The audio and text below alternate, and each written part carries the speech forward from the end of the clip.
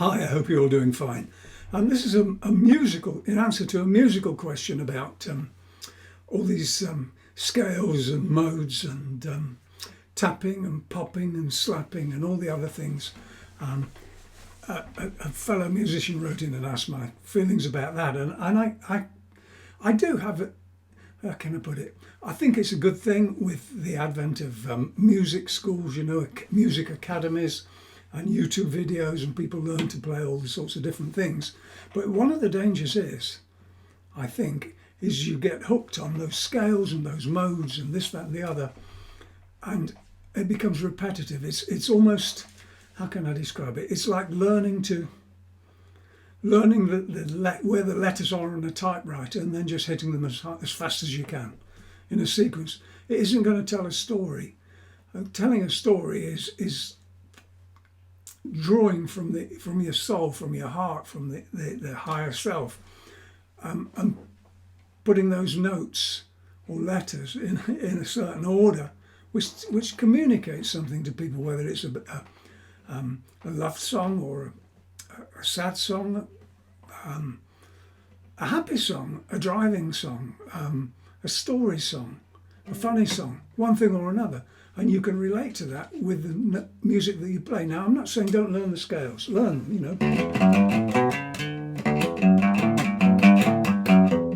all that. But then you learn to interpret it your own way. Is it a rocking song,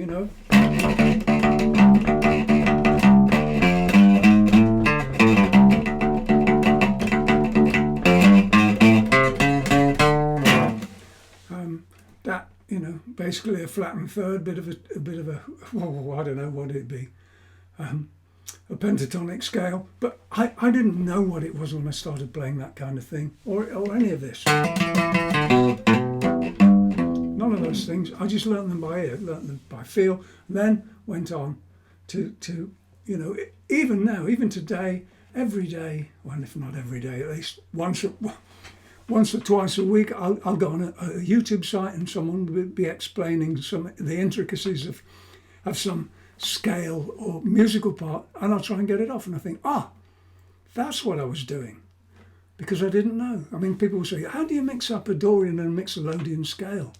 Leo, how do you manage to do that? And by accident, if you asked Muddy Waters, what's a Dorian scale? He'd probably say, is it a car?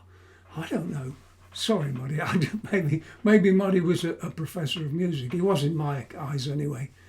A great player and a great songwriter. But you see what I mean? You don't have to get hooked down on the letters. You can't write a book just by knowing where the letters are on a typewriter, and you can't be a great musician just by playing by rote the scales and the modes that you've learnt.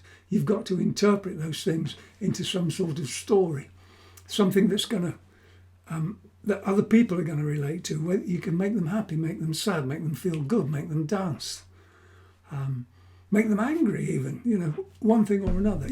That is really the key to music, and that is when, like an athlete, you get in the zone, you reach up and you pull something down that you haven't played before. And I can doodle around all I like. I've learnt the scales, and then, I've forgotten the scales in a way, and I'll make some bum notes occasionally, but, nothing wrong with making bum notes. Even the greatest orator will, make a misnomer of words, but it doesn't mean that what he's saying doesn't have an impact on people. So you can doodle around.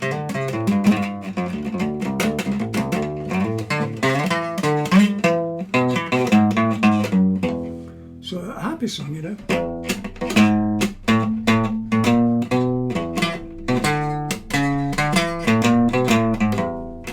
just around the scales. A blues song.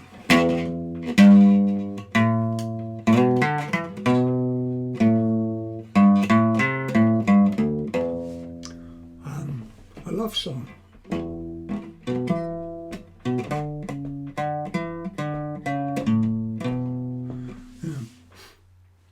I lay awake and you were sleeping, that kind of song. But the world's your oyster. So what I suggest is learn as much as you can, absorb everything you can, but then try and, once you've got it down by what's the word? Muscle memory. Forget it.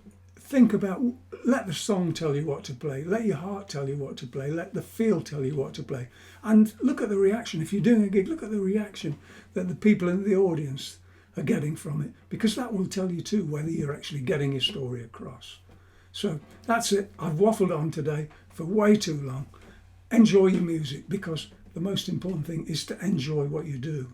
And by doing that, other people will enjoy it too. Take care. Speak to you soon. Bye.